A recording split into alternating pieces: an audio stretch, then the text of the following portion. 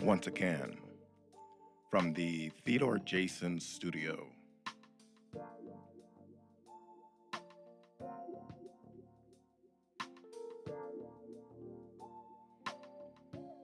The Theodore Jason studio is located in the south wing of the Shlomi Yehuda Memorial Building. Tonight's presentation is brought to you by Unlimited Bag and Supply. We're coming to you live from Phoenix, Arizona. Ladies and gentlemen, give it up for your host, Mr. Yisroel Boykin.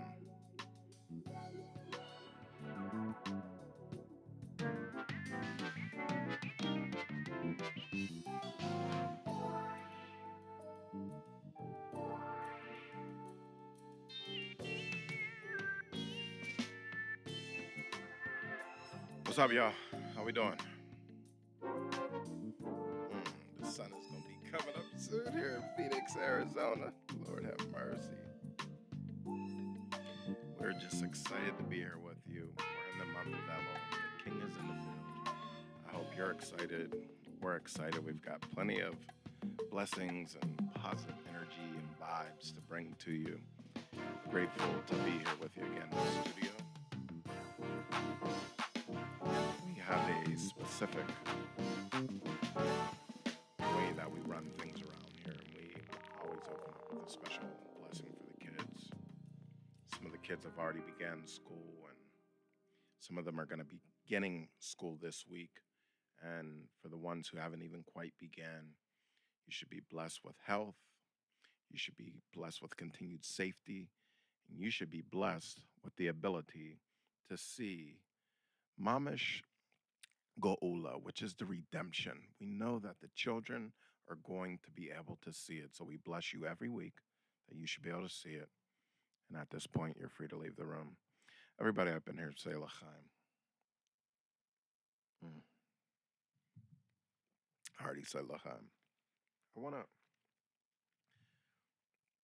share something special with you. It's called the LaDavid. And the LaDavid prayer is said from the first day of Rosh Chodesh Elul, and it's said through Rosh Hashanah.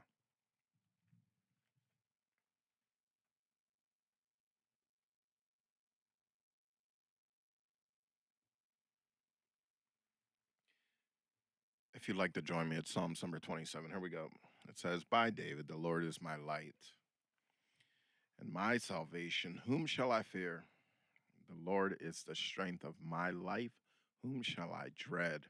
When evildoers approach me to devour my flesh, my oppressors and my foes, they stumbled and fell. If an army were to beleaguer me, my heart would not fear. If war were to rise against me, in this I trust. It says that the Lord is my light and my salvation is what we trust. One thing I have asked of the Lord, this I seek, that I may dwell in the house of the Lord all the days of my life, to behold the pleasantness of the Lord and to visit in his sanctuary. For he will hide me in his place, hide me in his tabernacle on a day of adversity. He will conceal me in the hidden places of his tent. He will lift me upon a rock, and then my head will be raised above my enemies around me, and I will offer in his tabernacle sacrifices of jubilation. I will sing and chant to the Lord. Lord, hear my voice as I call. Be gracious to me and answer me. In your behalf, my heart says, seek my countenance. Your countenance, Lord, I seek. Do not conceal your countenance from me. Do not cast aside your servant in wrath. You have been my help. Do not abandon me nor forsake me, God of my deliverance.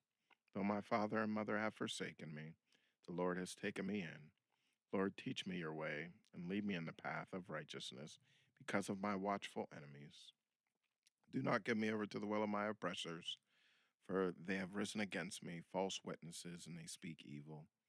They would have crushed me had I not believed that I would see the goodness of the Lord in the land of the living. Hope in the Lord, be strong, and let your heart be valiant, and hope in the Lord. We will look to the hills from which cometh our help. Our help comes from the Lord.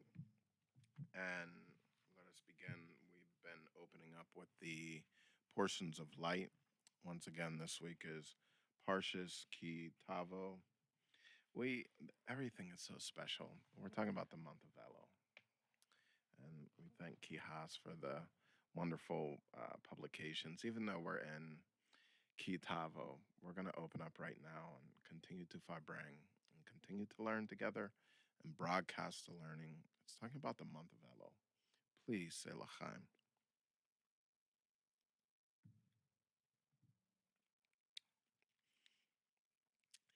There was once a creditor and a debtor.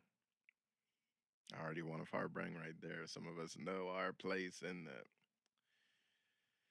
For 30 days, the creditor issued daily warnings. He would seize the debtor's land if payment was not forthcoming. He hoped the debtor would be frightened into paying his debt. The debtor was indeed concerned, but unable to secure the funds. He paid his debt with fake coins. He was greatly relieved until the next time he needed money. In response to his request for another loan, the creditor handed him fake coins. We sound the shofar for 30 days, the entire month of Elul, as a reminder to produce the spiritual money, good deeds we require on Rosh Hashanah and Yom Kippur. Can I show y'all the shofar for just a second?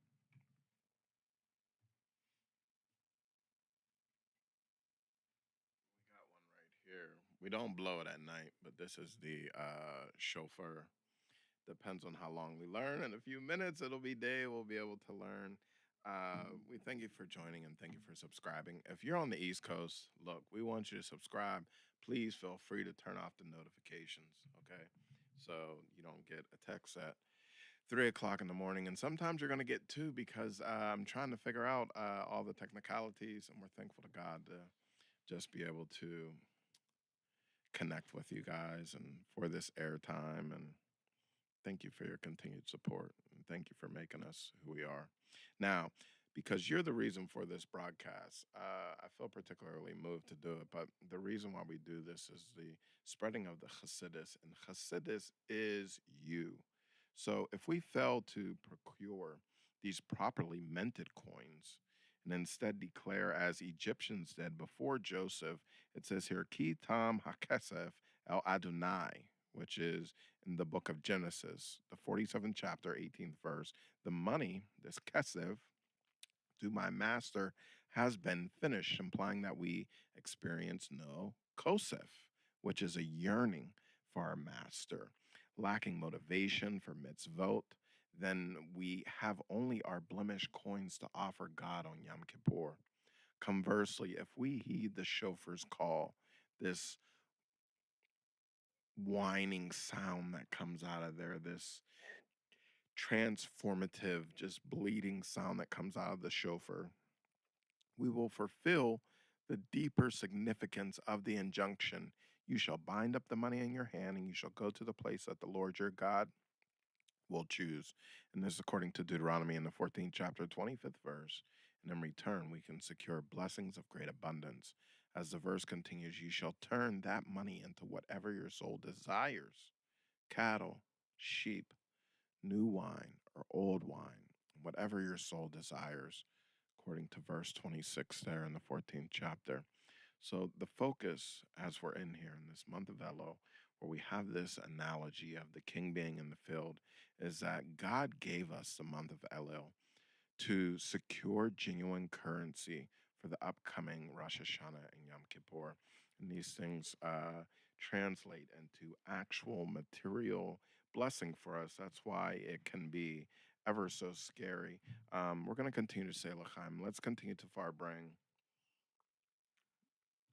I was reading some beautiful things over Shabbos, and it's talking about the fact when we were learning last week in Parshas Ki Seitzeit, we were talking about, when they take these captives of war, and you could take this woman and you'd bring her home and you'd shave her head and you'd either do her nails, like you'd either cut them according to one opinion, like nails can be beautiful, or you let them grow to the point where they would become putrid. And these concepts that are being brought down to, we're talking about our desire for materiality. And sometimes what happens is our materiality overcomes our spirituality. And the spirituality is truly meant to overcome the materiality.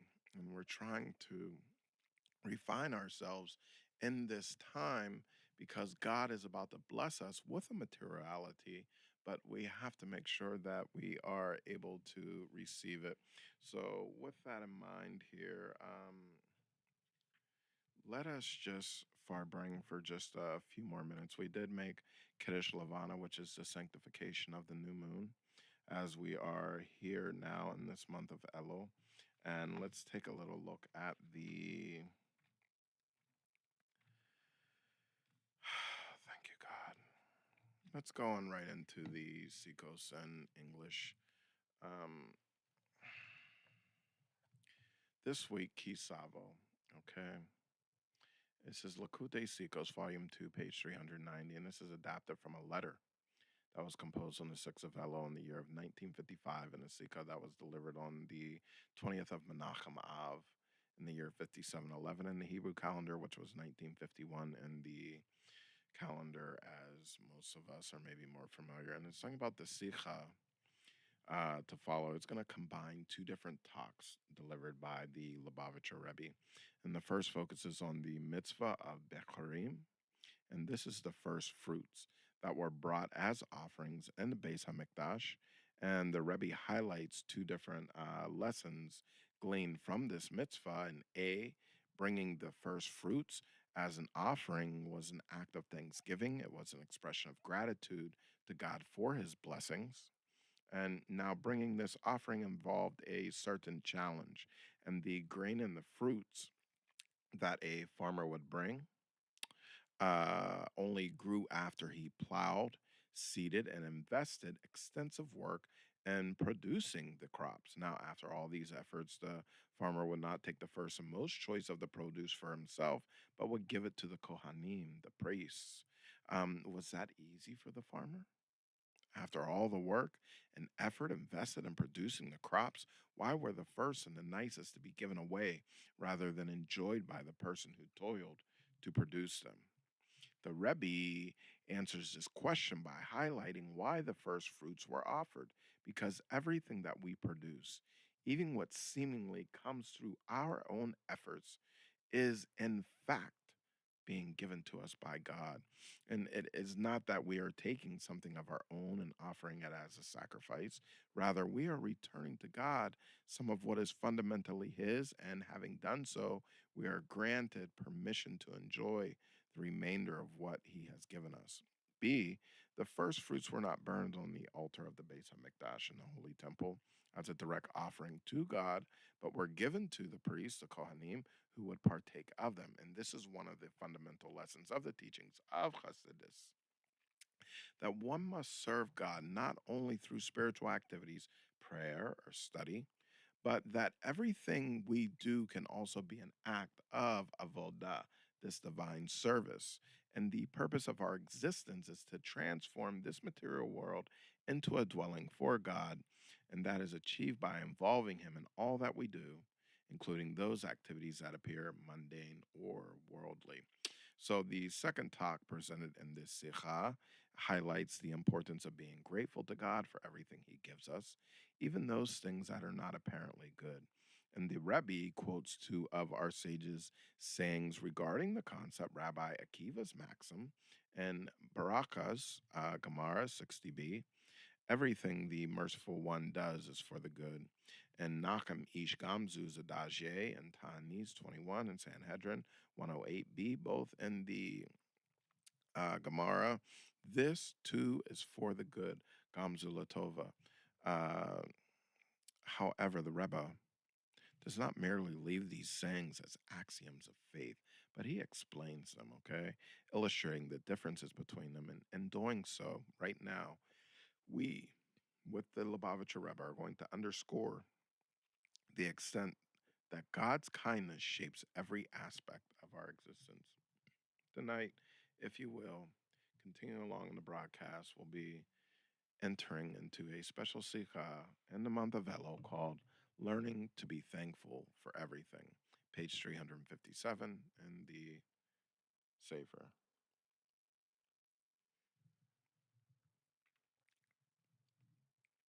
Showing gratitude to God. Number one, this week's Torah reading describes the mitzvah of bringing this Bekarim, the first fruits, okay? When the Jewish people lived in the Holy Land, may it be rebuilt and established by Mashiach speedily in our days. It was a land flowing with milk and honey. Before a farmer would take any of the first of the fruits from the harvest for himself, he would bring the choicest to the Beis Hamikdash. This was an act of thanks to God for his blessings that were manifest in the fruits of the earth. And the Bikarim differed from the other sacrifices in that they were not burned on the altar but given to the Kohanim, to the priests. And this leads to two somewhat divergent lessons. The first concerns showing gratitude to God, and the second concerns the scope of our divine service. Now, the grain and the fruits of the earth grow only after plowing, seeding, and performing the other labors involved in growing the produce of the land. Yet, after all these activities were completed, the first and choices of this produce were not taken for one's own self, but transformed into holiness by being given to the Kohanim. Certainly, such an act aroused an inner challenge. After the work and effort invested in producing the crops, why were the best and the nicest given away? Even if it was necessary to give a portion of the harvest for holy purposes, why the first and choicest fruits? However, contemplating this mitzvah leads to the understanding that such questions can arise only when one lacks faith that the fruit of the earth is what you, God, have given me. Now we're talking about the book of Deuteronomy in the 26th chapter and the 10th verse. That's where we're holding by right now. And instead thinks that it was my strength and the power of my hand that made this wealth for me. And this reminds us of the fact where we're to remind ourselves of a negative commandment, 64 in the Sefer Mitzvahs. Gadol, that take care lest you forget God your Lord, is one of the Torah's prohibitions. Now, contemplating the above leads us to realize that such thoughts are the very opposite of the simple faith that every Jew, without exception, possesses. Although it might appear that certain people lack this faith, in truth, they possess it in the inner recesses of their heart. All that is necessary is to bring it to the surface so that it will affect their day to day lives. Now, the second lesson derived from this mitzvah is rooted in the fact that, in contrast to other offerings, the first fruits were not burned on the altar in the holy temple in this Beis HaMikdash, but were given to the Kohanim, the priests, who would use them for food and other purposes, as is the law regarding these bikurim, these fruits. So this teaches that even the sweetness of the flavor of the fruit can be used for holiness. When a person prepares himself in an appropriate manner and makes himself holy, dedicating himself to God with a full heart, so that in a figurative sense he becomes a Kohen, a priest himself, he can serve God by bringing the fruit to the Beis HaMikdash and eating it in his service. Such an act is equivalent to serving God by bringing other sacrifices, for example, a burnt offering that is consumed entirely by fire on the altar in the Beis HaMikdash. This is one of the fundamental lessons of the teachings of Hasidus, that one can and must serve God not only during the times when one is praying or studying Torah, but also when one is eating or even working, during one's occupation with his profession or his business. He can serve God at that time via the profession or the business itself. Nevertheless, there is a caveat. As is understood, this different type of service requires more and deeper spiritual preparation, if you will. However, the reward such service brings is commensurately greater. Thank you, Father God. Selah. Meditate on that for a minute. There's a concept as we bring and look inside here, and I hate to pause, but this is the time to pause. I want to pause a few more times.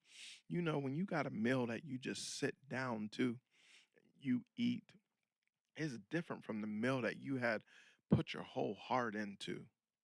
You know, there's there's a reward when you work for something and you had invested your full self. There's something that's commensurately greater. Now, when viewed in this light, this mitzvah, this commandment of God of Bikurim, and these fruits also exists in the era of exile where we are holding by right now. We call it galut, the galus, where you know God's present is hidden from us. Oh, this is about to get real good right now, y'all. This is about to get real good. And even outside of the land of Israel, Eretz Israel, and it can be fulfilled even on an ordinary weekday. Now, when one acknowledges from the depths of his heart that everything he has is what you, God, have given me, like Joseph the Sadiq, like you, when you say these things, when you say a blessing over, before, and after something that you eat, and as we keep godliness at the forefront of our lives and not pure pleasure, all of our possessions become holy, so much so that using them can be part of our avodah, our divine service. Okay, when the mitzvah of the Kareem, this commandment of these first fruits, was carried out in a literal sense in the holy temple, the Beis Hamikdash would bring forth a blessing from heaven, as you have brought the first fruits today. So may you bring them again next year, according to Midrash Shankuma and Parshas Kitavo. This blessing also included an assurance that then the mitzvah will be fulfilled with greater satisfaction and joy, as the Torah promises in the book of Deuteronomy 26, chapter 11th verse. Thank you for joining. Thank you for subscribing. And it's saying here that when bringing his offerings on the holy temple, a person must not only rejoice himself, but should also share his rejoicing with others. Thus, the heavenly promise to fulfill the mitzvah with joy the following year implies that the person will be granted blessings ample enough to bring happiness to others as well.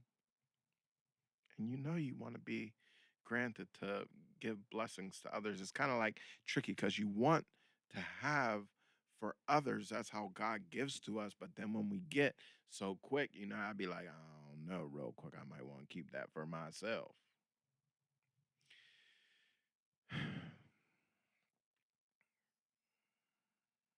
God help our nature.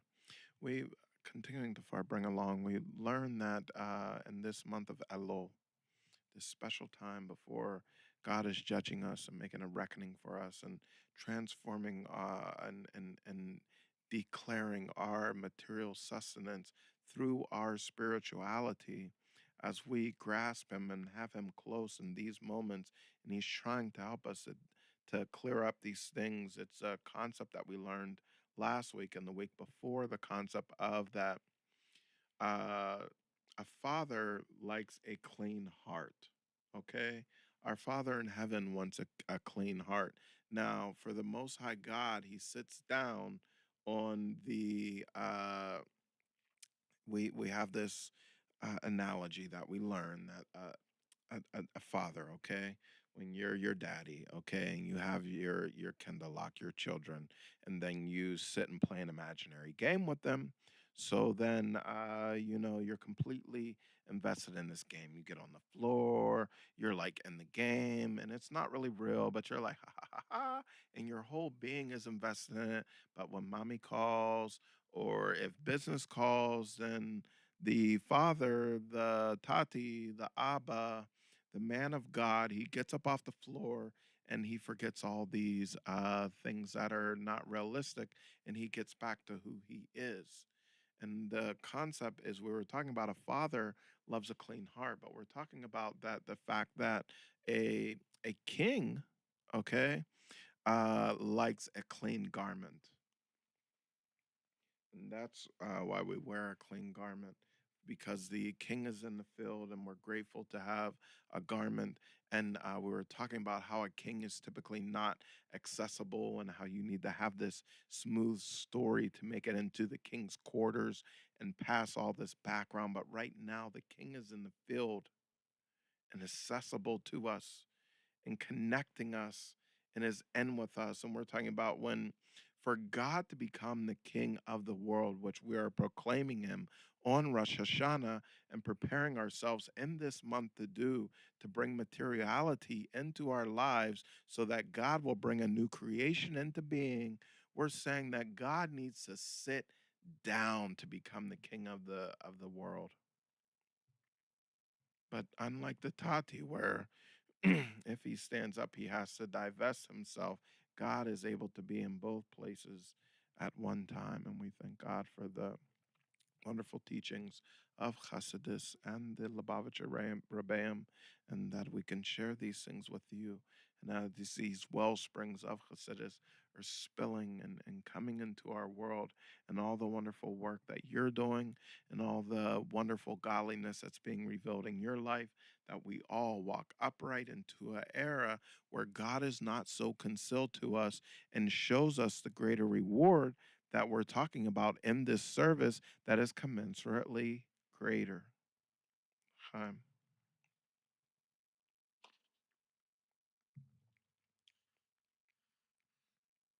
so the mitzvahs fulfilled with this greater satisfaction and joy, as the Torah promises, then you shall rejoice with all the good that God your Lord has granted you and your household. Similarly, in the present day, using the possession that God gives us, okay? God gives us, not that we had earned, God gives us in the manner that He intends, brings forth divine blessings.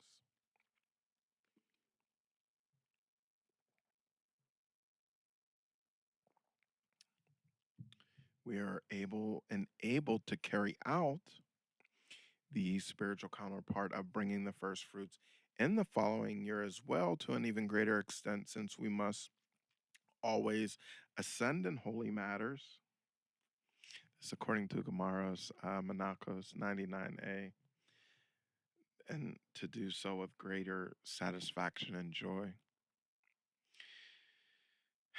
It's saying here that originally this and the following sikha were published for Parshas Kitavo together with other sikhas, sikhos, and we have presented here only two of those sikhos, and we understood these two as linked because our gratitude to God for His goodness, the reason for bringing the Bikurim,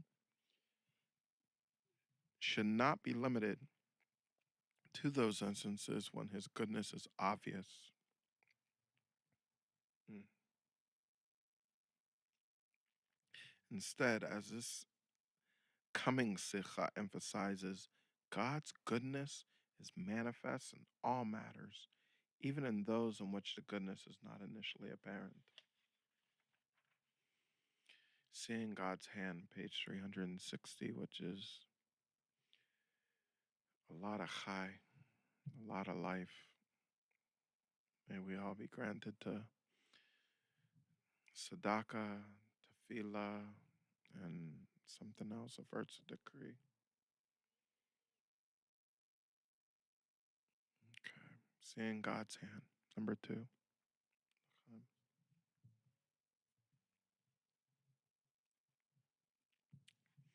Our sages use two different expressions to communicate the concept that everything that happens is for the good.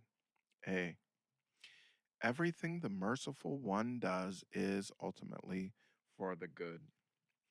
Everything the merciful one does is ultimately for the good. That's from Gemara Brachos 60b. It's a hard concept to receive, but we have to have this basic understanding about the Most High God, that everything that God does is for the good. There's, let's see how the story unfolds. B, this too itself is for the good. Ta'anis 21a and Sanhedrin 108b. So we're taught, okay, God only does good, and B, this too itself is for the good. Now, there's a difference between these two expressions. Sometimes God tells us to like do things in different ways, and in the source text is it's saying that this too is itself for the good is in Hebrew, the Lashon Hakadosh, the holy tongue, a holy and clear language, which as such any concept expressed, and the holy tongue is clear. And in this context, it is clear that everything is for the good. And I thank Rabbi Yonah Atzvan for the dream that he should bring some of these concepts out of the Lashon HaKadosh into what is our Kodesh, which is our Lashon here in America, as we have a special place, and to be able to have them in English, the Sikos in English. Here, and the Shama continue to grow, and your children continue to grow, and we all walk upright into Mashiach. By contrast, everything the merciful one does is ultimately for the good was rendered. This part was in Aramaic, and we've have other parts where we've talked about this concept of parts being rendered in Aramaic versus the Lashon Kadesh in the Hebrew. And it was the popular vernacular of that time, and it was used for translation. And this phrasing implies that although it is also ultimately for the good is not perceived so clearly. The distinction between these two expressions becomes evident from analyzing the difference between the two stories that the Talmud cites as illustrations of these expressions. The story the Talmud uses to illustrate the insight everything the merciful one does is ultimately for the good involves Rabbi Akiva and this Barakos 60b, who, when traveling, took with him a lamp, a donkey, and a rooster on his journey.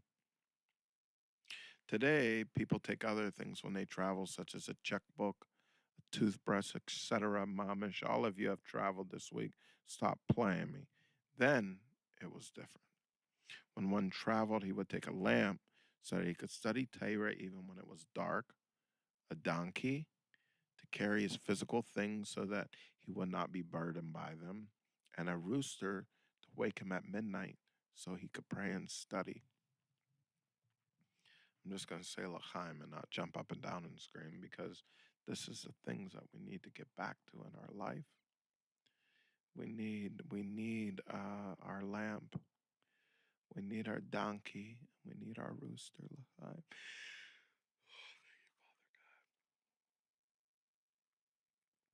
Or we ought not travel. God designed the circumstances in such a way that no one in the nearby city offered Rabbi Akiva, the guy who had these three holy things that none of us who travel nowadays would have. We have a passport and an Amex Black and a whatever that we have, a checkbook, and you don't even have checkbooks anymore. And he had to spend the night in the field. And God's letting him know that he was in the field waiting for him. The king was in the field waiting for him. He had sat down in the field waiting for him, and a wind came and it blew out his lamp, so he was first forced to remain in the dark. And when we were talking about this whole time in the matter of the Simsum, where God just draws back himself so that we can exist. A lion came and devoured his donkey, and a cat came and consumed his rooster. Despite all this, Rabbi Akiva said, everything the merciful one does is ultimately for the good. Later, hindsight is 2020, it became evident that everything was indeed for the good. That night, the nearby city was attacked and its inhabitants captured.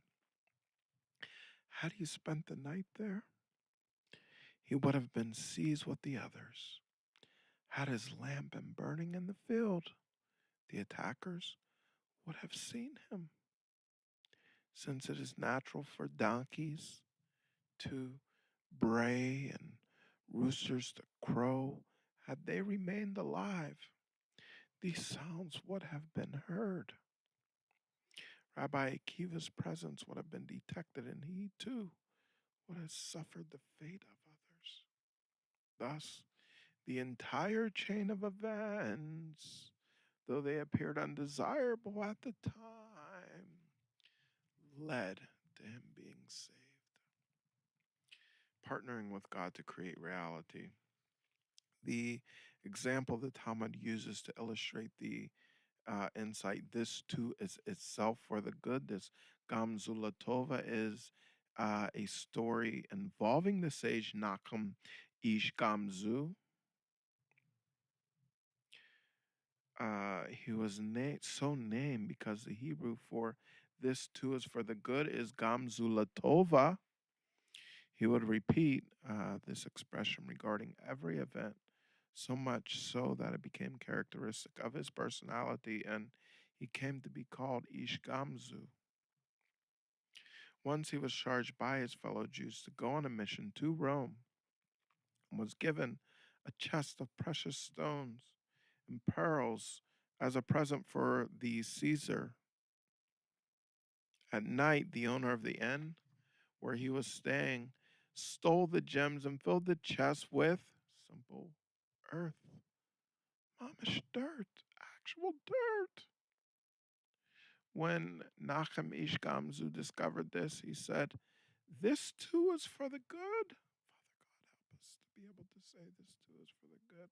Father God, help me be able to say this too is for the good. I can't. And this Gamzu Latova, this Nachem Ish Gamzu, he continued on his journey. He reckoned that since the Jewish people had appointed him as a messenger to the Caesar, he had to carry out his mission, and God would certainly help him. That we have to finish our mission, and that God would certainly help us. When he came to Caesar, he gave him the chest as a present, the treasure chest, with no treasure, mama's just dirt inside. When the chest was opened and all saw that it was filled with earth, they thought of treating Nachum Ish Gamzu as one who rebelled against his ruler. However, God immediately sent Eliyahu the prophet, Eliyahu Hanavi, in the guise of a Roman officer, and he suggested to Caesar that perhaps the earth that Nachum Ish Gamzu brought was of the same earth that miraculously brought our father Abraham victory in war, as we learn in the book of Genesis 43rd chapter 7th verse. There's Breshis Rabbah, which is some type of commentary to these things. If you'll look inside and have an open mind, and forgive us for we have not had an open mind to your scriptures. The Romans had no lack of wars, and they immediately took the earth into battle to see what happened, and with it, they too miraculously emerged victorious over the Caesar's enemies, highlighting the difference. Number 4, there's a difference between these two stories on page 362 that Rabbi Akiva suffered loss and discomfort. His donkey and his rooster were killed. He was forced to spend the night in darkness in the field where the king was with him, had his lamb, and still had his rooster, as we all wake up and do all good things, while ultimately it was for the good, the actual experience. Hallelujah. Selachim. Was an experience, was one of discomfort. But Nachem, Ish Gamzu, never experienced any loss from the outset. On the contrary, he had brought gems to the Caesar. Who knows whether the Caesar would have accepted them after all? Were gems lacking in the king's palace? We learn in Yaakov on this passage, in Yaakov, when he brought the earth, it was accepted. Rabbi Akiva suffered discomfort. It is only that through this temporary discomfort, he was saved from a greater and more permanent ordeal. By contrast, in Nakamish Gamzu's experience, even that which may have appeared to be a loss was itself entirely good.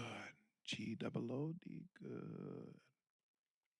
realizing that all is good. Number 5. Father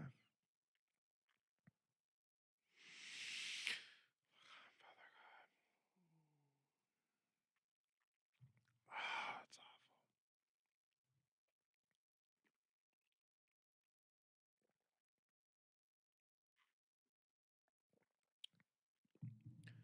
From the above, we can see the advantage of the expression, this too is for the good, over the expression, everything the merciful one does is for the good.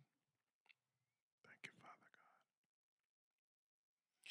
This too is for the good means that the event itself is good. It's not only good in the end, it is good now and in of itself. This resembles the word ze, also meaning this on the phrase. We're talking about Exodus, shmite, in the 15th chapter, second verse in Exodus. This is my God. Rashi comments that the revelation of godliness was so powerful that everyone pointed with their finger and said, "This is my God." Similarly, the expression, this too is for the good, implies that the good can be clearly perceived. You need to take, and when you see that situation that's before you that makes your face frown, say, "This is for the good. This is for my good." Thank you, Father God. Thank you. Although this may have been concealed initially when one's eyes are closed, it might appear that harm and discomfort are involved. But in this month of Elul, however, when one's eyes are open, it becomes evident that everything was good from the outset when the king is in the field and God is revealing to us what his greatness is. When we don't have to go through bureaucratic greatness to get to God, he said, just feel me, just see me, come to me.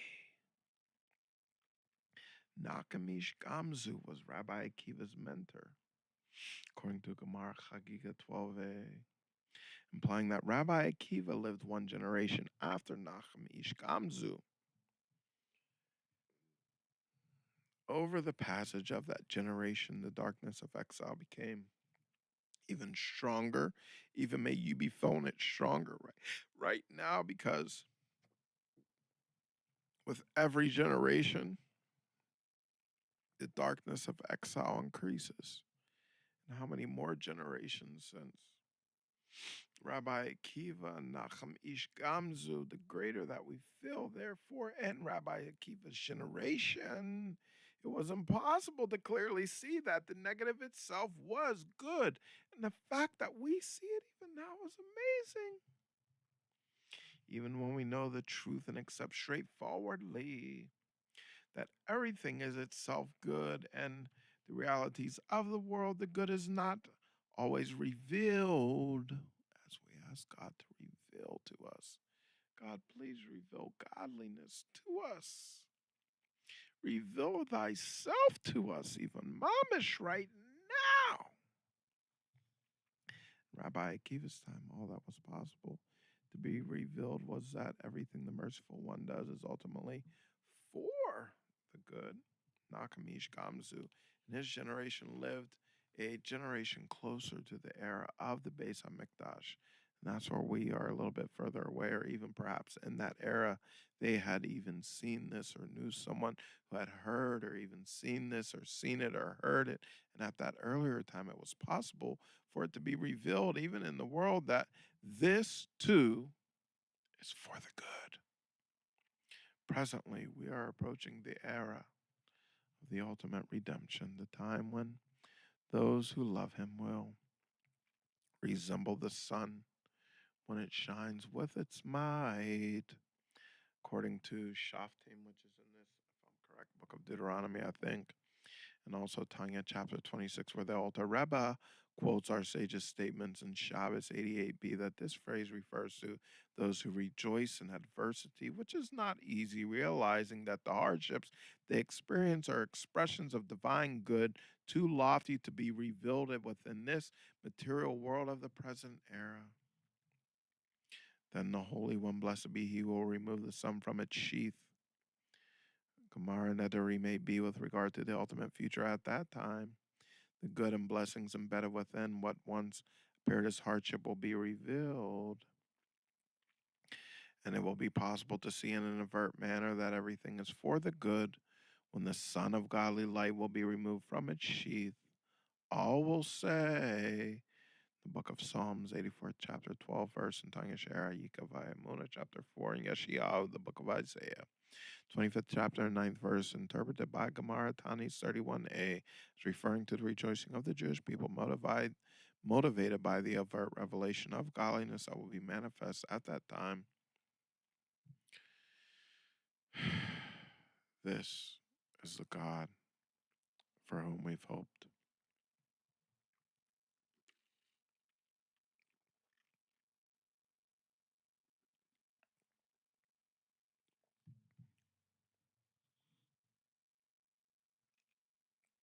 L'chaim, l'chaim.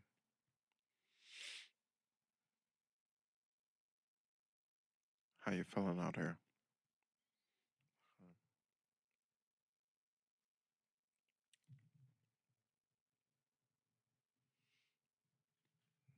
Let's take a special moment right now. In general, the women's Torah comes first because God came with the Torah to the women first.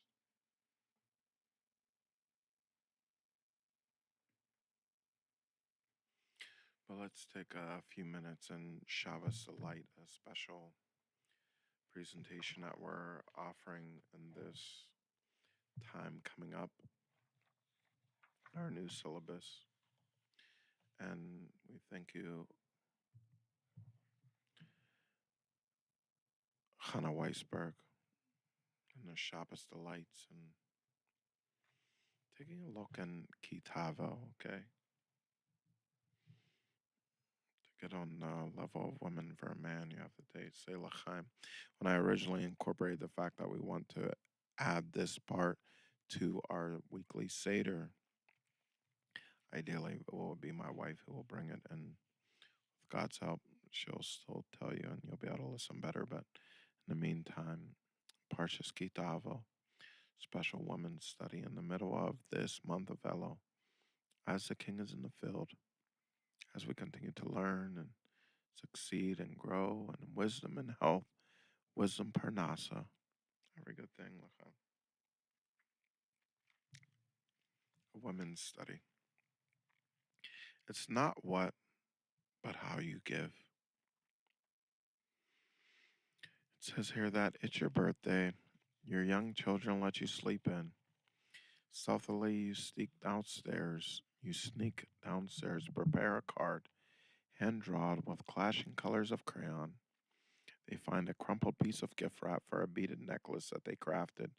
Finally and hesitatingly, they hand over their special present to you, and of course, more than the most expensive gift, their humble offering means the world to you. Now, imagine these scenarios. You gave a nice sum of money to a poor person who was down on his luck.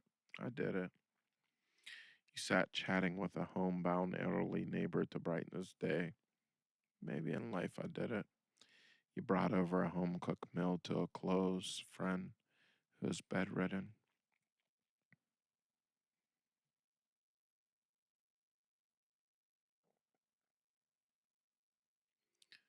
Or you read your child's favorite nighttime story for the 15th time. Terrific, right? You should feel pretty good about yourself. But there's one ingredient that's essential to making it special and appreciated: your children's humble presence. That little present meant so much to you because it was given with such love and joy. They offered what they could and they did with hearts that were overflowing. If joy will be missing from any of your offerings, a thoughtful gift will become ugly. That home cooked meal given with a sour, resentful face just wouldn't taste the same, just as the time spent in anger or irritation with your elderly neighbor or young child will become almost meaningless.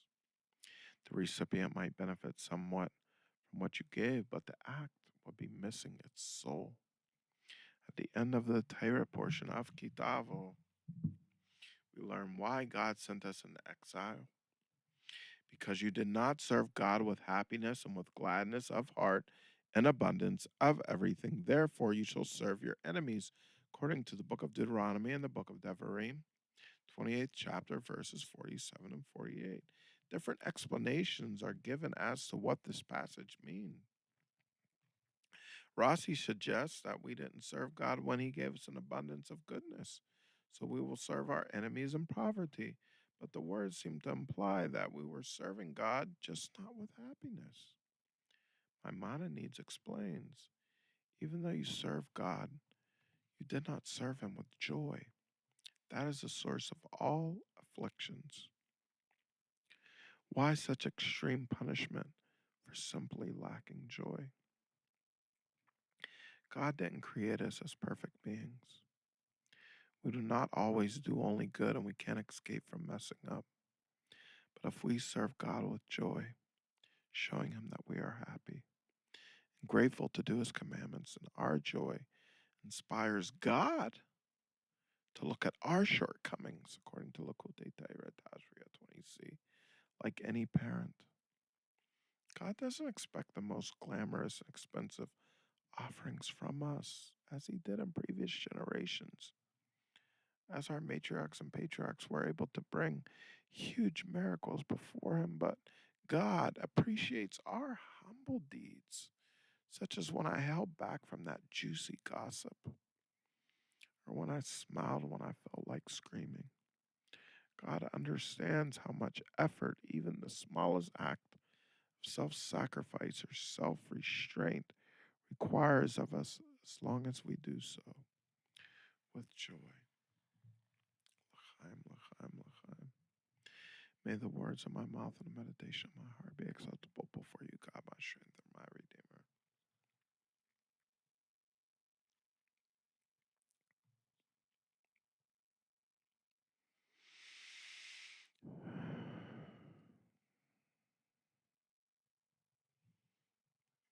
Let's Farbrengen for a minute.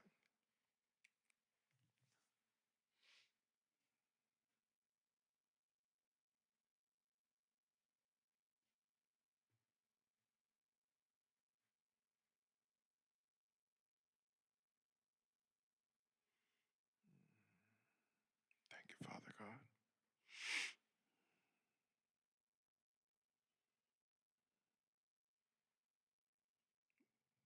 We'll take 7 minutes to Farbrengen. We'll take some of the time as a break.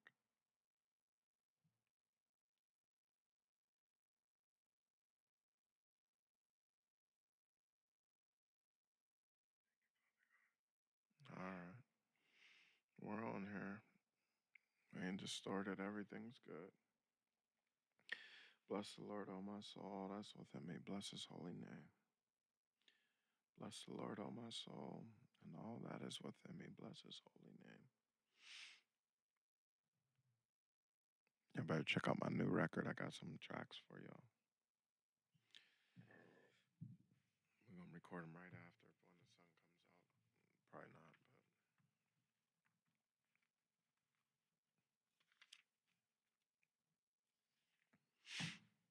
but we want to Farbrengen. So the point that we Farbrengen. Thank you, Rabbi Chaim Bar Chaim.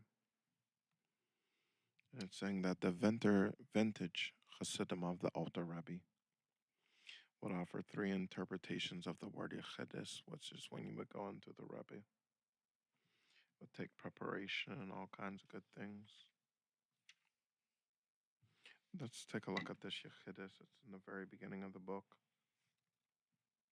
We're at footnote number 1500. This is footnote 100. And attend the velo. Yud Elo. The Mashiach of Elo. Let us look inside. Let us look inside.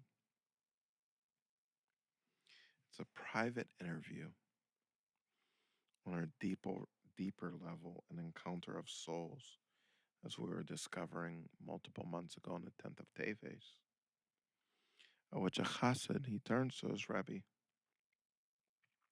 for guidance, enlightenment, and blessings.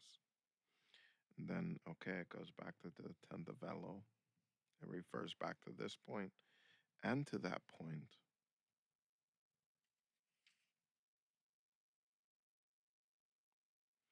A, we want to clarify. B, designate one's principles and bond with the Rebbe. The sources for these three interpretations are found in the three statements of the sages in Shakalim 6:2. The Mishnah uses the phrase Vaya Bayichud, in which in that context mean they clearly knew. Yavamos 62a, and the Talmud speaks of Moses as being Mayachad Ladibor, which means designated for speaking with God. And Breshis Rabbah 27, 20th, 7. And the Gerish Kadosh of the Rabbarats, the Midrash cited there describes the Jewish people as Mayakadem Shmoy, declaring the unity of his names and likens the relationship between God and his people to the love relationship between a man and a woman, respectively. Implied that implied is that Yechidus clarifies one's spiritual salvation situation. Excuse me, not salvation situation. Designates the power of one's divine service in turning away from evil and fostering positive character traits. We're talking about how in this month of Elul, when I was telling you that a father loves a clean heart and a king loves a clean garment, the clean heart refers to our midos. It's like copper that becomes corroded and we have to clean. Then there's silver and gold that can merely become soil, but that is our love and awe of God. But even our good character traits need to be cleaned. Hamidos hatayvais, these good midos.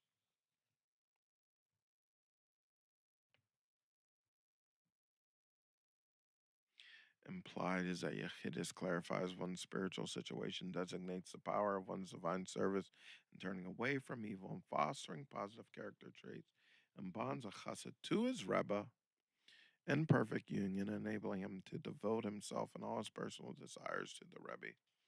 God help us all, Chassidim.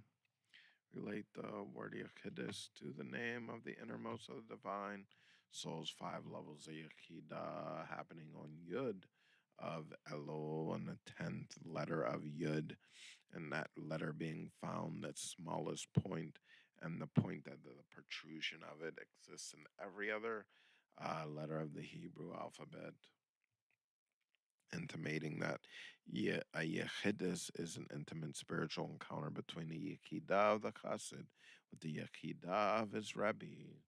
These high levels of the soul that are not even felt. Accordingly, through a yechidus is though a yechidus is normally a flesh and blood meeting, it is not necessarily so. So, 1964, Reb Mendel Futafas finally joined his family in London after his long years in a remote Siberian hard labor camp. He then related an incident that had taken place before a prison sentence in the late 1940s. Throughout the period of the interrogations, my head wasn't free to think about myself or anyone else. My mind was focused exclusively on how to conduct myself at the next interrogation, what to say and what not to say, not until the eve of Lag BaOmer, when I was sentenced to 8 years exile in Gulag, and I began to think a little about myself. It was then that I recalled the words of the Rebberatz had once said, as to all those who were still in Russia, especially those who are in prison there, let them think intensely about me, and I will think intensely about them.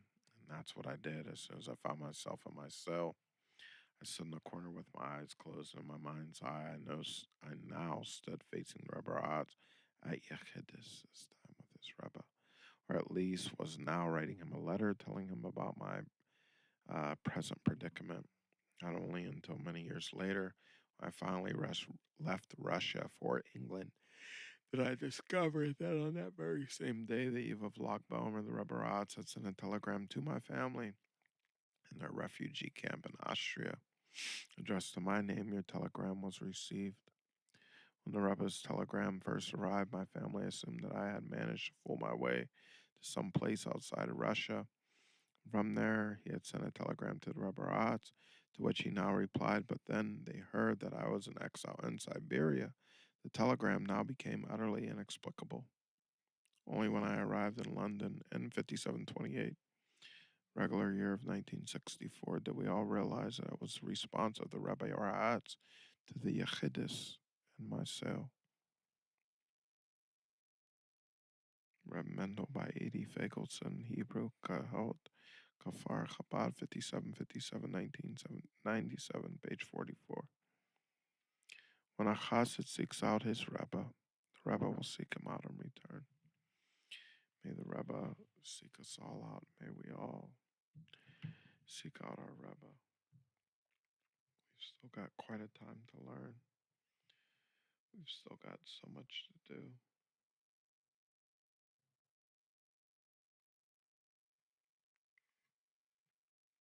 It's best to go Matani Ladodi.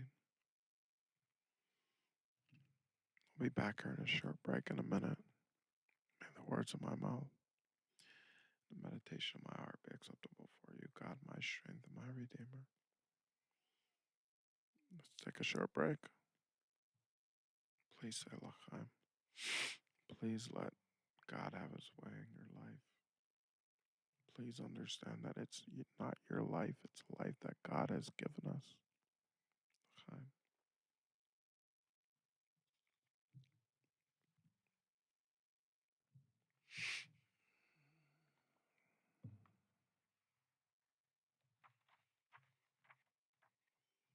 Let's hop right into the Annie Ladodi. The time here, let's see if we got enough time to make it halfway through the mimer.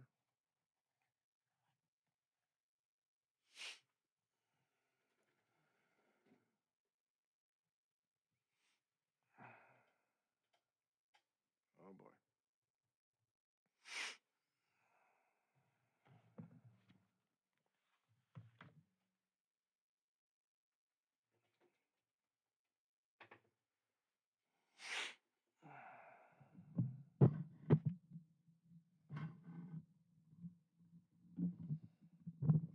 Sorry about the microphone right there. Let's see what we can do, huh? So, the first letters of the verse, Ani Ladodi Vadodi Li. This is in the Song of Songs in the 6th chapter, 3rd verse. I am my beloved, and my beloved is mine. Spell out the name ELUL. Ani Ladodi Vadodi Li. Of the Draham and or the prayers of Rosh Hashanah. And the spiritual service beginning in ELUL is that of I am my beloveds, i.e., an arousal from below, initiative taken by the Jewish people to draw close to God. This phase continues until Rosh Hashanah and Yom Kippur, when godliness is drawn down in an apparent manner.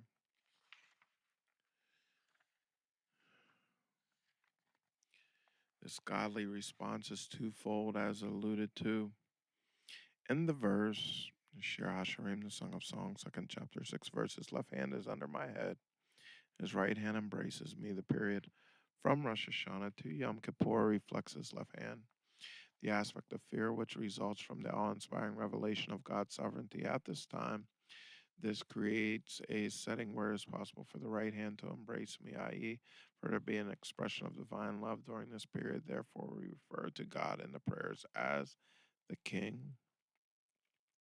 For at that time it is revealed that your kingship is kingship over all the worlds, even the hidden spiritual realms. Are struck with the awe and fear of God. This is also drawn down upon all Jewish souls, rousing them to accept the yoke of the kingdom of heaven. This Kabbalah soul. A Kabbalah all. Lakto Shemayim Olachim, and motivating them to hold God in awe throughout the entire year, for the fear and the love of God are not generated and planted in a person's heart through his own efforts alone, but rather have their source in the radiance of godliness drawn down from above at specific times of revelation. Regarding the fear of God is Rosh Hashanah. Skipping a few points right now, but let's just see what we can bring out right now for you, because my beloved is mine. This Vadodi Li refers to this revelation from above. Nevertheless, to merit this revelation, one must first awaken love and fear through an arousal from below. This is man's spiritual task in the month of Elul. Say, L'chaim with the king. Not with me, with the king, with the Most High God. I'm with the king. Thus it is known that Elul is a time when the 13 attributes of mercy are revealed, if so is necessary to understand. Also to Oratora Ra'e, page 802. Why are the days of Elul ordinary weekdays and not festivals? Like the Shabbases and the festivals are distinguished because they are days when a ray of godliness, transcending the natural order, is revealed and radiates throughout the spiritual cosmos, reaching even our material world. In particular, this applies during the time of the revelation of the 13 attributes of mercy, for they reflect a very lofty radiance of godliness. Seemingly, these days should merit distinction, for this is the level revealed on Yom Kippur. To continue the above analogy, now obviously there is a great difference between Elul and Yom Kippur. This concept can be illustrated by way of analogy. Before a king enters a city, its inhabitants go out to greet him, receive him in the field. At that time, anyone who so desires may approach and greet him. He receives them all pleasantly, shows a smiling countenance to all, and he proceeds to his city. They follow him. Afterwards, when he reaches his royal palace, one may only enter his throne room with permission. This license is granted only to the nation's elite, to a select few. And explain that analogy in the month of Elul.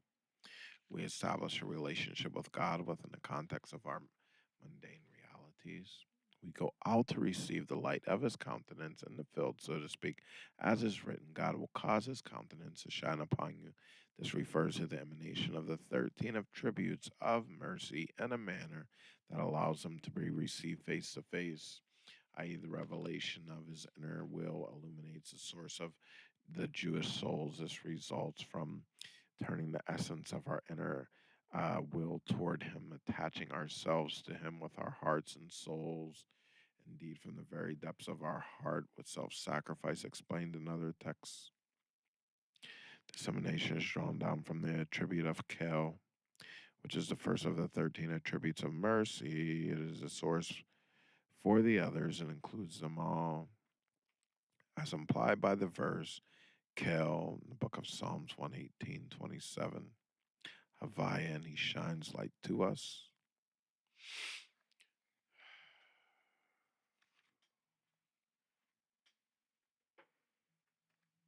If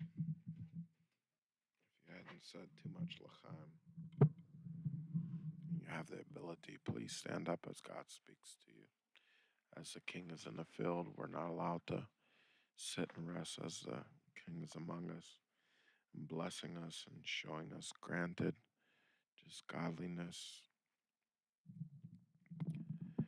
So this refers to the light of God's infinity itself, as it is written. The book of Deuteronomy, 4th chapter, 24th verse. God, your Lord, is a consuming fire. To explain using the analogy of the radiance and light that emerge from the fire and the fire itself. In a general sense, there is no distinction between the fire and the radiance and light that radiate from it. Similarly, as it were, the light of the countenance that shines to the entire Jewish people emanates from the attribute of Kel and is the actual light of God's infinity itself. Because of their connection to this level of godliness, the Jewish people are called Yisrael, Israel. That name can be divided as Sha'er Chel, which means Kel as a ruler. That's in Pri Eitz Chaim and Sha'ar Kariyas Shema, chapter 9. The Yud, which it's implied that the essential light which shines toward the Jewish people defines and dominates their personalities and continuously sets the tone for their conduct. The Yud, which begins the term, implies that this is an ongoing activity.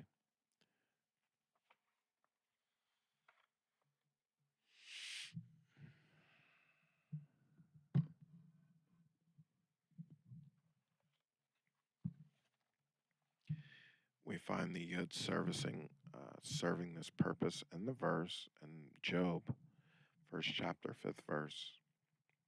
This is what Job would do. Okay. This means that it's a tribute of Kel. Enclosed within each Jew is ruler and master of his inner being in an ongoing manner. For each Jew possesses an actual spark of godliness which grants life to his godly soul, and this spark is naturally drawn upward, seeking to be illumined by the light of life, according to Job in the 33rd chapter, 30th verse, and to sacrifice itself for him. Now, this godly spark transcends the power of wisdom or knowledge that exists in one's soul, for through wisdom or knowledge one cannot attempt or attain this aspect of divine service to efface one's own identity and to abandon all self concern for God's sake. This is the meaning of the verse in Deuteronomy 14th chapter, first verse. You are the children of God your Lord. A child is the foot, and i.e., an extension of his father. According to Gemara, Erevin 70b, absorbed in his father's will with a commitment that it is not all dependent on intellect or knowledge, just as the foot does not exist as a separate entity from the head and has no will of its own.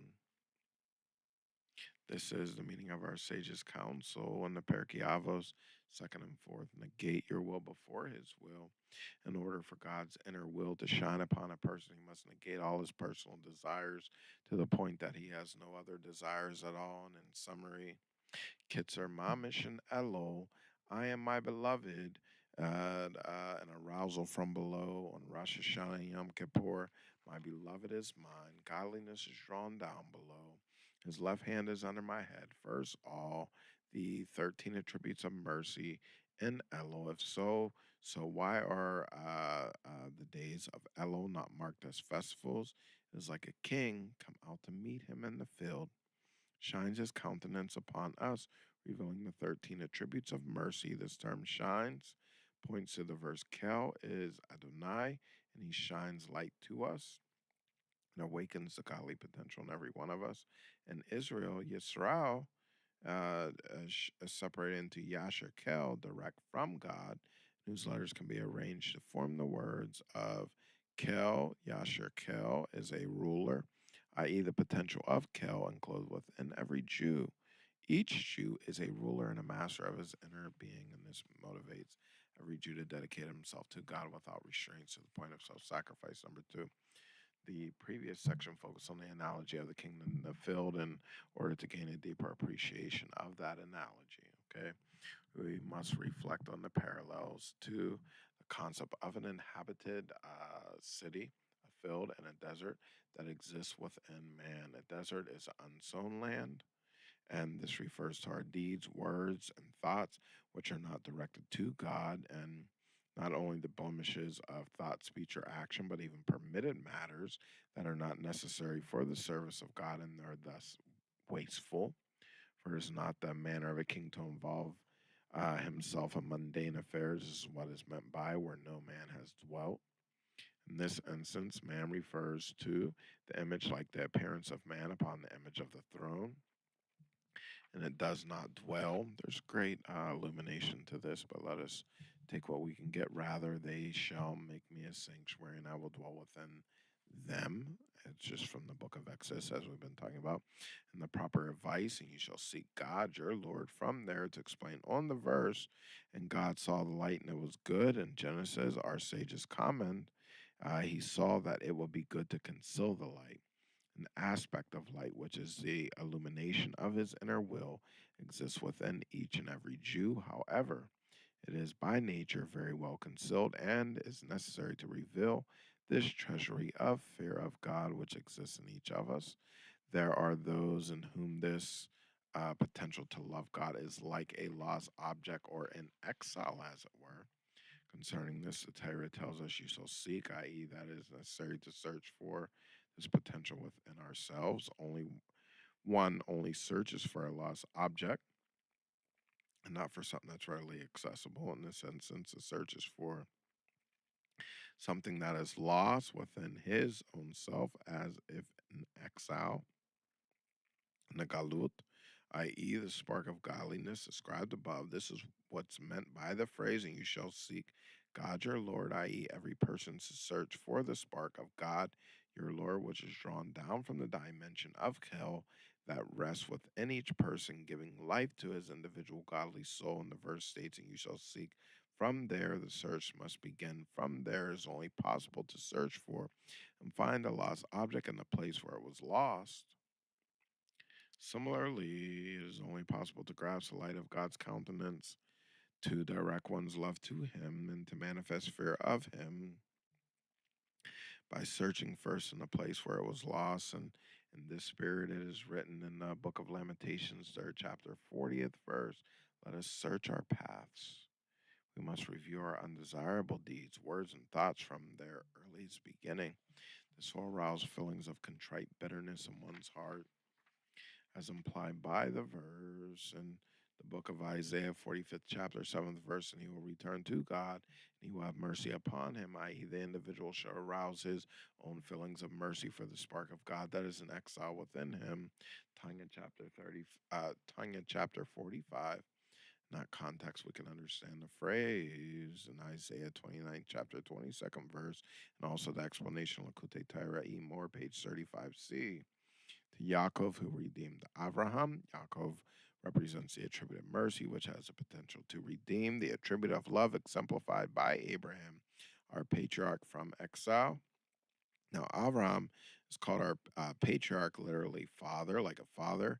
He endows his heirs with a legacy, in this instance, a spiritual one, because he endows us with the potential to act like sons, i.e., extension, literally the feet of our Father in heaven, to nullify ourselves and to surrender our will to God's.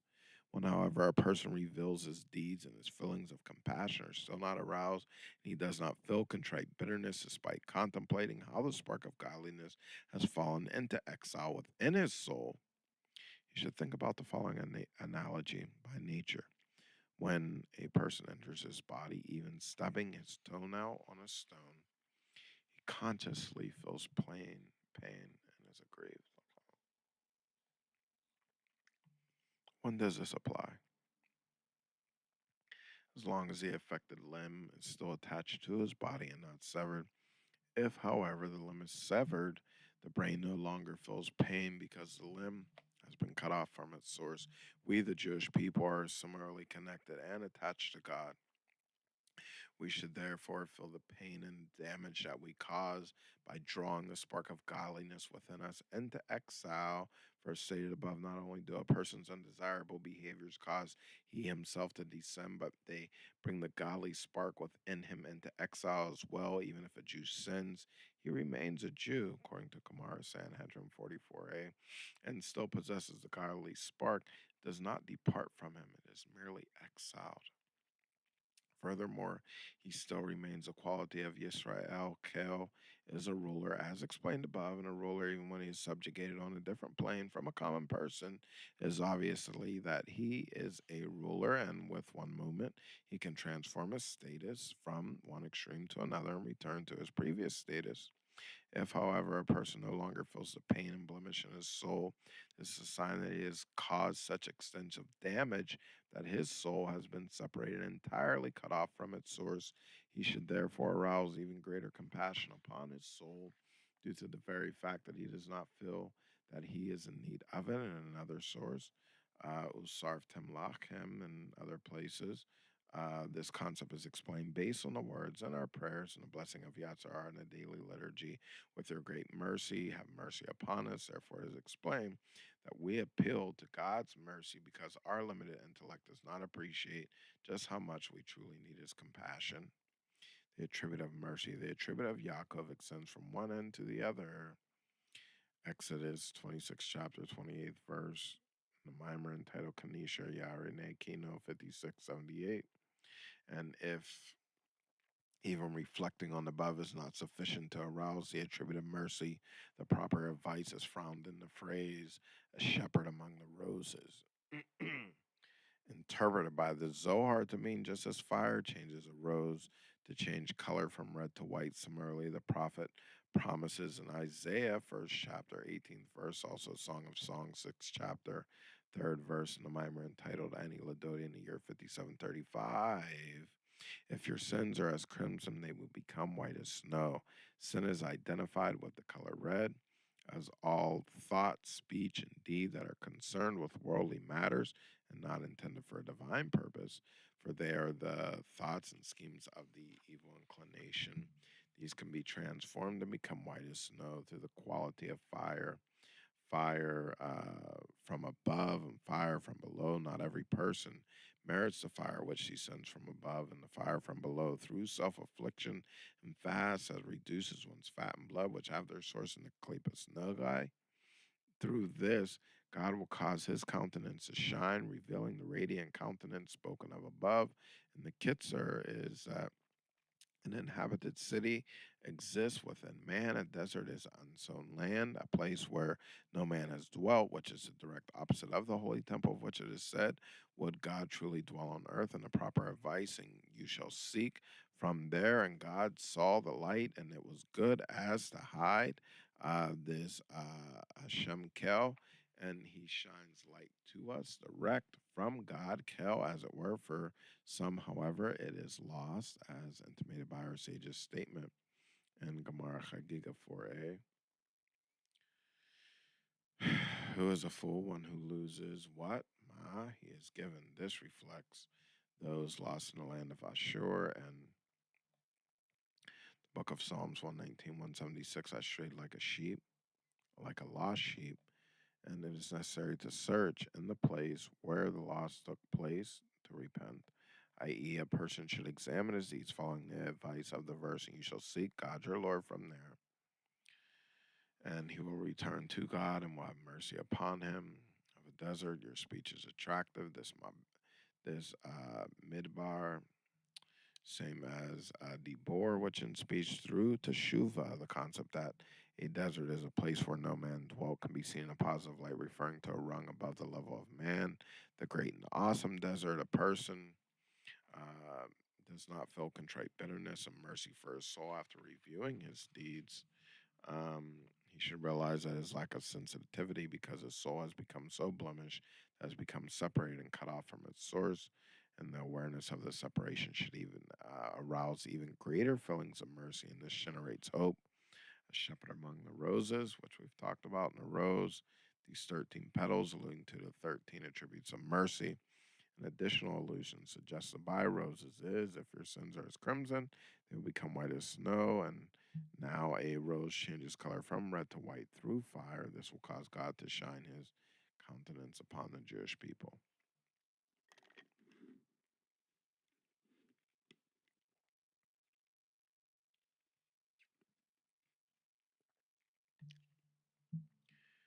To complement the spiritual power of the service of the tissue described above, each person must seek an additional course of action for the sake of his soul. Passage. In the marketplaces and the streets, I will search for the one whom my soul has loved. When I found the one whom my soul has loved, I held fast him and did not let him go until I brought him into my mother's house and into the chamber in which I was conceived. The search is carried out in the marketplaces and the streets, i.e., in the place where the loss occurred. Nevertheless, the person finds the lost object, the light of God, will not be maintained without vessels, and for without them, the person's ability to retain the light will cause it to depart, as is well known. Accordingly, it is advised to make vessels for the godly light. These are the letters of Torah. Thus, in the above passage, my mother's house refers to the written law in the chamber in which I was conceived, to the oral law, mamish by the verse. God, your Lord, is a consuming fire, just as a fire cannot take hold except through a wick or another entity. I held fast him and did not let go until I brought him into my mother's house. It's also implied by the Zohar's interpretation of the phrase, the shepherd among the roses. Those who study, among those who study Torah law, the word shepherd is used. Israel sustained their Father in heaven through the study of Torah, which embodies God's will. The Spirit brings a spirit and draws it to that spirit, causing the inner aspect of God's will to rest and be revealed within the individual concerned. And to illustrate this concept, when a person eats, his soul becomes connected to his body, causing the faculties of his soul to be expressed within a full sense. Similarly, the people of Israel sustain their Father in heaven through one's involvement in Torah and mitzvahs, which are God's will. The Spirit brings a spirit and draws to it a spirit, causing the radiance of the sublime will to rest and become manifest within him with a shining countenance through the letters of the Torah. And this is also accomplished through the mitzvah of tzedakah. Tzedakah involves giving life and vitality to one who is needy. Since all of our deeds draw down a parallel influence from above, giving tzedakah causes God, as it were, to grant life and vitality to the created beings. The attribute of chesed, kindness, which is the external manifestation that can contain the qualities of light and love, which are its inner dimensions, as we say in the daily liturgy and the blessings from Shalom and the Shemona Esrei prayers. For in the light of your countenance you have granted us a Torah of life and the love of kindness. The explanation is that the light of God's countenance has two mediums, Torah and kindness. Gemara Brachos 5b, as clarified above. So the Kitzer says here that after searching for and establishing a connection to God through Teshuvah, a person must follow the course of action alluded to in the verses. When I found the one whom I saw as loved, I felt fast to him and did not let him go. And after a person successfully discovers a mean to reveal this love, he must hold fast to him, and by making the appropriate vessels bring him into my mother's house, i.e., the study of the written law, and into the chamber which I was conceived, which is the oral law, and this enables him to internalize and sustain the love for God and spiritual fire it evokes. And this also relates to the Zohar's interpretation of the expression, the shepherd among the roses, as referring to those who study Torah law. The word shepherd is used since through this study the Jews become like shepherds, so to speak, as our sages say, the people of Israel sustain their Father in heaven. This also arouses sustenance for the Jews. The two mediums, Torah study and kindness, draw down God's light and love.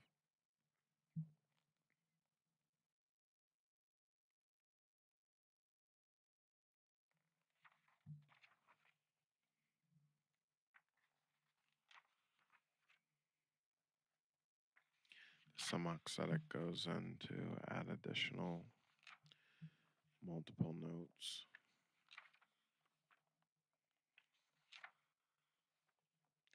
When we come back in, we'll be joining in Annie Ladodi Vadodi Lee, 5726. Really want to thank you for joining. Really want to thank you for subscribing. What a pleasure to be with you on great times. It's still just a little bit too early to blow the shofar. May the words of my mouth and meditation of my heart be acceptable before you, God, my strength and my Redeemer. L'chaim, l'chaim. Really thank you for joining. Thank you for subscribing. Remember, if you're on the East Coast, please feel free to turn off notifications. Wishing you a most wonderful, connected day.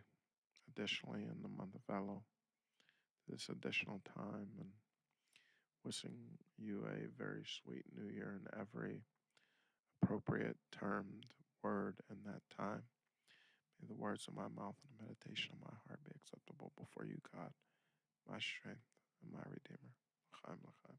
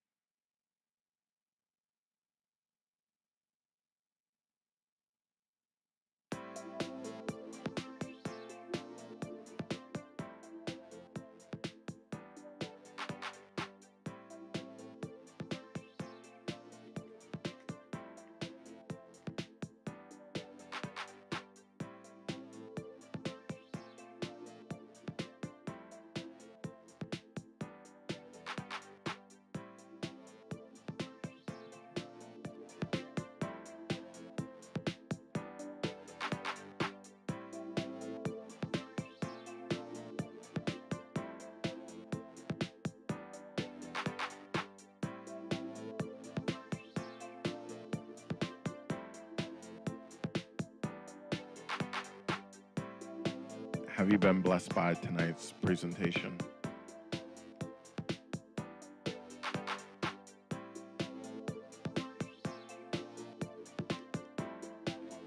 We've been blessed by you. If you have any questions, concerns, comments, please contact us directly. yisroelphx@gmail.com. That's YISROELPHX like Phoenix @gmail.com. We're also available to you by phone. Please dial direct right now. 602-338-0129.